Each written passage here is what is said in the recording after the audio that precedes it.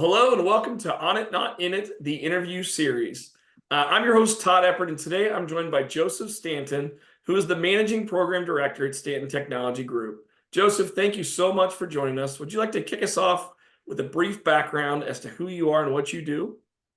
Absolutely. Thank you for having me, Todd. Um, what I do, it's a lot. We'd be here forever. No, we are a national IT solutions company, managing infrastructure for and installing infrastructure for Fortune 100, 500 companies across the country, commercial, retail, industrial, big into multifamily. What I do in the business is I'm mostly in new sales development. So I'll bring in a lot of our business. I kind of like to say I bring it, I go out, I'm the hunter, I throw it on the table, come back and chop it up for all the kids to eat, so that's kind of what I do in short. But we wear a lot of hats. We are a small company. We all wear a lot of hats. I throw things on our LinkedIn and stuff like that. So as far as marketing goes, and which we're trying to target a little bit better, more professional now that we are growing, very fast and steady, moving into Q2, hopefully. But yeah, so still project manage. I help maintain, and manage our project managers as well. I assign projects to them. New business, farm accounts. That's pretty much what I do. Yeah, so like I said that before we even push record, this is a non-scripted podcast. So I love to pivot as you give me answers. So the first thing I would love to point out is you said, well, what do I do? It's a lot, right? Yeah, right. Every entrepreneur, we have a lot on our pages, on our plates, and that's just in our business. We have all this other stuff. So I'm going to shift my questions a little bit, and I'm going to ask you right away. So how do you maintain this work-life balance that we all dream to have as we start these businesses? What do you do as an owner? What kind of habits have you put in place to try to keep all of the business from destroying the rest of your life? Absolutely. That's a great question. Structure, number one. And when I started the company, working from home was a little bit different. I had to really be extremely more structured. So waking up very early, starting my day, getting everything out of the way, literally living by my calendar is the only way that I feel that I can accomplish everything I need to accomplish in a day. Even personal items I put on there. That's been a huge game changer ever since. And we grew so fast when we, started the company, but it kind of was real fast and furious. But structure, that's how we're able to, there's still no balance. Really, to be honest with you, I don't even know what balance is, but there's still, I wish I had more balance, to be honest, but I asked for it. I became an entrepreneur because I thought what I wanted was balance, and I do, and don't get me wrong, I still get that balance. I'm able to cut it off now because I've gotten to that point. But the first 2 years was me working 14-hour days, 16-hour day. I literally was sitting at my table and at midnight, kitchen table, still working from 8 a.m. Just getting to that point of being able to, after I've established a couple of years and establishing, obviously people that help me. I can't do it without my team as well. There's no way I would be here without them. I have an awesome team. I seriously have a rock star team. There's no way I'd be able to do it all without them. So Joseph, thanks for that introduction. I really appreciate it. So why don't you tell us, what was the initial spark that led to you to take your entrepreneurial leap? Well, other than having our twins, or my wife being pregnant with twins, boy-girl twins, girl. Other than that, I would say I basically had some just difference in ethics, morals. I didn't believe in some of the items that the owner where I was, who I was working for, some of the actions that he was taking, I didn't believe in him. I figured that what I could do this way better than this guy. And that's what I did. I basically just took kind of the same model. And once we got parted ways, I went ahead and told my wife I was starting my own thing. She said, "Don't do it." She was scared crapless. And now, it's the best decision I ever made in my life. Yeah. So, She would agree. yeah, I appreciate you sharing that. And it's so common in the entrepreneur world that we work in a corporate business. Something happens, either we make the decision to leave or they make the decision for us. And then suddenly we say, you know what, I could probably do this on my own. I'm going to do it. Absolutely. And that's the thing. I created it because I wanted to treat people right, to be honest with you. We always talk about this one guy. His name's Ozzy. He's down in Miami, and we helped him retire. And he said, I've got to retire, and he's a Cuban guy. And he said, we told him, I said, Ozzy, stick with me. I will help you retire. I will get you to retirement. And I mean, he was making his last couple of years with us, he's making almost 200 grand a year, and as a technician, and he retired, and at the age he wanted to retire. It's items like that that really, really stick out. And, that's why I started it, to be honest with you too. It's just, providing a good value for people, for customers, my customers. That's number one. Number two is providing a good value to people, for the people, for those workers, for those people that are sweating, and and taking care of them too, not and paying them the right way, not taking advantage, so that's something that, reason why I started it as well. And I thought I was going to have all this freedom and, balance, right? But it works out. So Yeah, that's great. I love the story of Ozzy. That's a yeah, really good one. That's a good one to share, and it'll be on the podcast, which is great. So definitely. let's talk about. So it's been about 7 years since Stanton Yes, Technology Group was formed, which is great. Congratulations on your success. thank you. And you just told us a little bit ago that you've been doubling almost every year, which is another success. Yeah, Congratulations. So thank now you. that you're looking at 2024, saying, "Wow, we're going to double again. It's going to be a huge year." Mhm. What kind of challenges are you facing for 2024? What are the issues that you got to deal with today? Inflation. That's kind of a riser, of course. Inflation. Technicians are not what they were 5 years ago, even. People are, in my opinion, it is a very hands-out time right now. I feel it's not a give and take; it's more of a take. Unfortunately, on some things, as far as with some of the aspects that we deal with, jobs not being complete.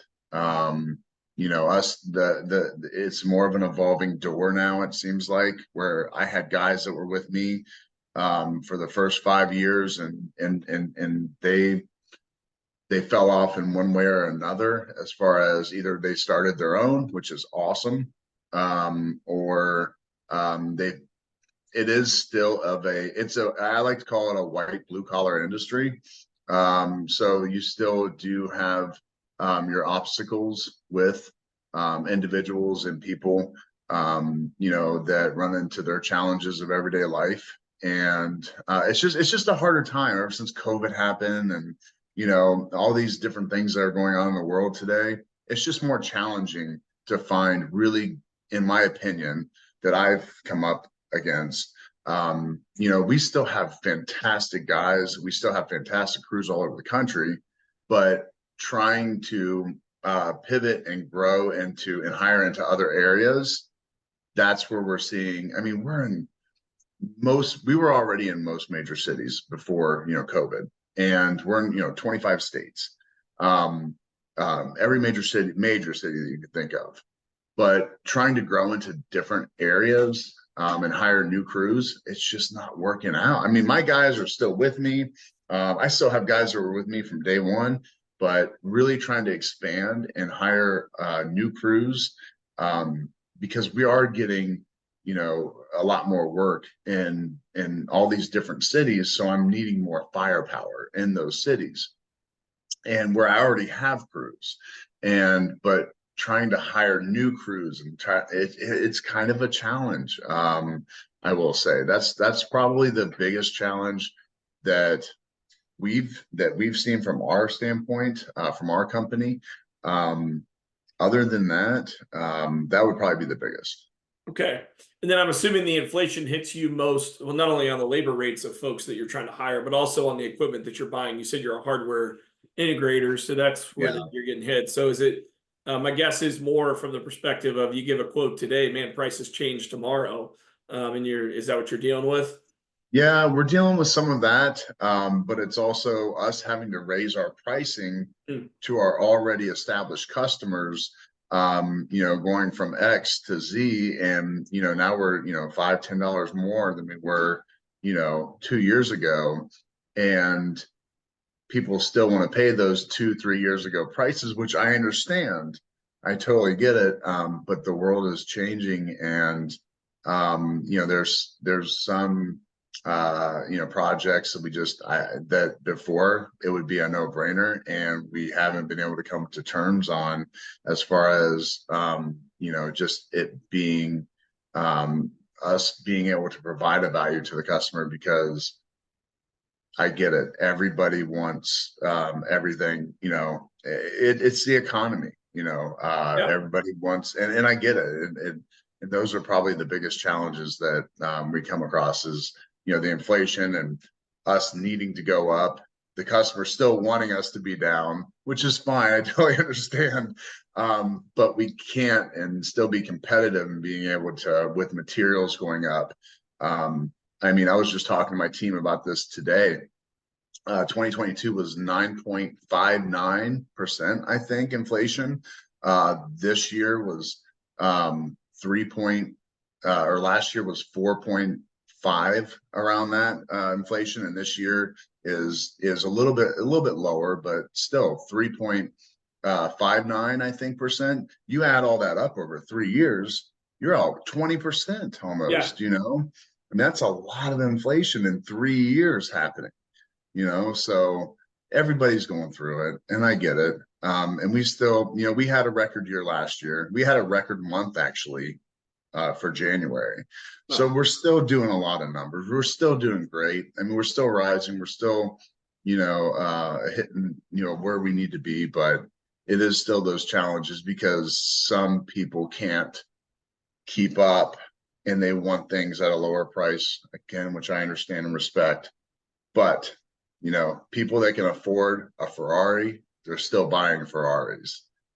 Ferrari's not going to change their pricing, because it's a Ferrari, and the people that can afford them, they know they're getting a good value, and they're still going to buy the Ferrari, because they're in a different market, Yep. So, and that's kind of where we're at. I would love to be able to offer a little bit more, as far as a lower pricing, but we're an A+ company with B- pricing, I like to say. Nice. We're not the cheapest, but we're not the most expensive. We're still very, we still offer a great, fantastic value, because you get no headache. It's headache free, it's hassle free. Literally, I had this guy, it was an ex-golf franchise, and he said, I had to hire 5 different contractors. It's here in Columbus. He's opening a new one. And I had to hire 5 different contractors for, these 2 Russians to wire the cameras. And I had to, pay this other guy to, wire the POS. And it was such a headache. And he was like, man, if I would have just known you existed, and just had someone like you, and it's items like that. It's headache free, it's worry free, it's hassle free. It allows them to move on with other items. You kind of pay for what you get.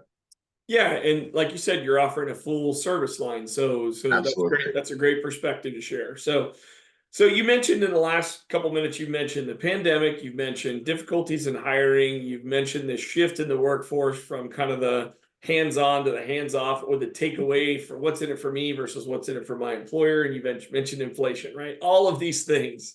So clearly, everyone's business of the environment's always changing, right? And you just mentioned a few things that we're all dealing with together because of what happened in 2020.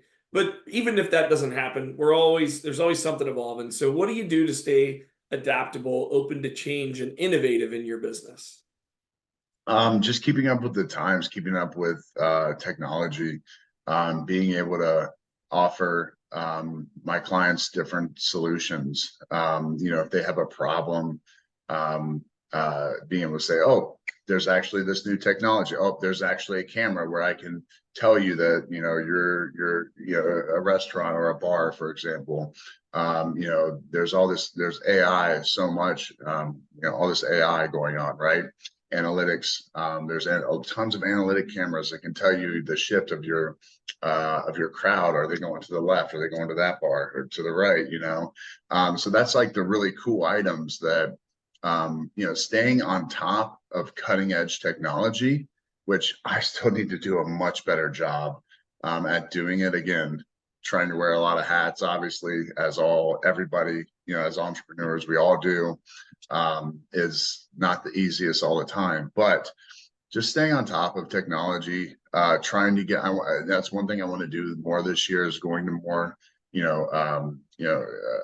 trade shows and, just as much as I can to be able to keep on offering those values, because I kind of got away from that last year.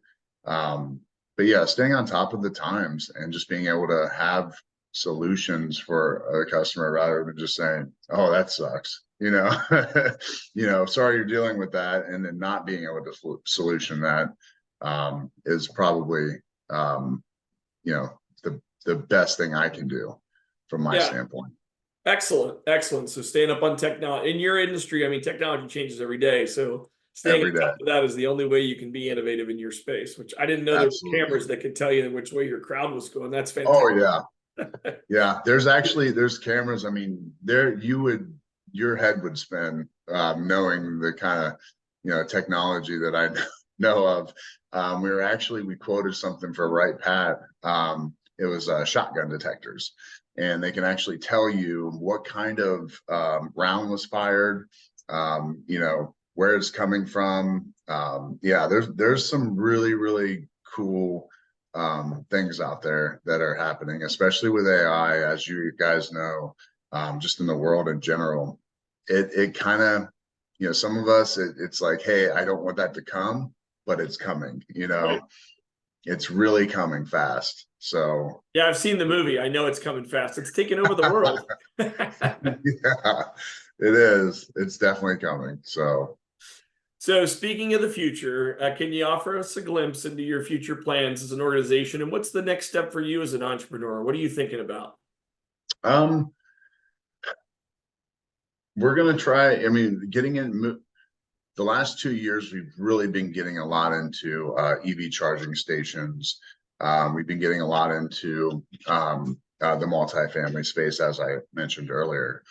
So something that we're trying to, target is more, solar energy, some lighting. We're teaming up with a company out of California, and we're going to be doing a lot of solar type energy saving, cost efficient installations for them.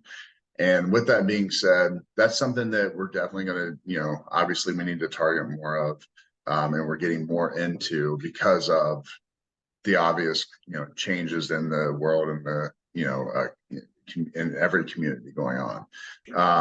So I would say that that's big for us. I've never marketed before, as I said earlier. So I really want to get into marketing. I run like our social media, if you want to even call it that. So that's something that I really want to do this year at some point, is market. Just, and it's kind of cool. We've been off of word of mouth. So we've grown really fast and good without having to market. So I'm excited to see what happens when we do market, actually, and do clean up our social media and just everything that goes along with that. Uh, Other than that, I'm trying to get into some other spaces, but I can't do that yet. I still have a couple years. I have to, get to a certain point and in my journey. As you mentioned earlier in the call, Todd, I'm in a couple other opportunities that are pretty cool, but I got to definitely keep on doing this, and this is something I love to do. I love this industry. I love technology. I love I love my customers. I love the people that I work with.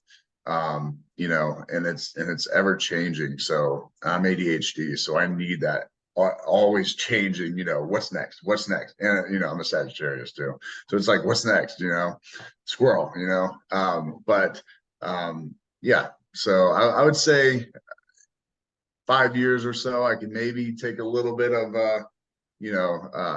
I'm working more on my company this year in the last 6 months than I ever have. As you know, I'm still in it, but I have been working a lot more on it. Good. So that's something that I love. I've been doing more networking, as I stated. I'm going to hit more shows this year, more conventions, and just talking to people and networking is something I love to do, and I feel I'm good at.